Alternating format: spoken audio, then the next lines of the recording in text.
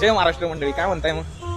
तर सांगायचं तात्पर्य नाही म्हणायचं म्हणू शकत, पण आज काहीतरी सांगितलं आपल्या महाराष्ट्रातल्या श्रोत्यांना. आजकाल आहेत ना प्रत्येक श्रोता ढासळलाय, मनातून आहे ना कुजलाय. काय त्याच्या मनात येतं कुणाच ठाऊक.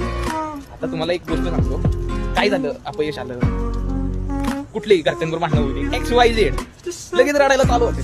तुम्हाला एक खरी गोष्ट सांगतो, आज मी मुंबईमध्ये मी रोज माझ्या पप्पाची शिव्या खायची, रोज माझ्या मम्मीचा ओरडा खायचो.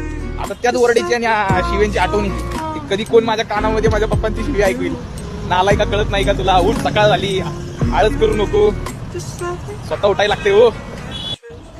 तुम्हाला एक गोष्ट सांगतो, आयुष्यामध्ये ना दोन व्यक्ती आहेत ना लय महत्वाचे असतात. भलेही त्यांचा ओरडा का असा ना किंवा त्यांचे सांगितलेले विचार ते आपल्याला आहेत ना पाळायलाच पाहिजे.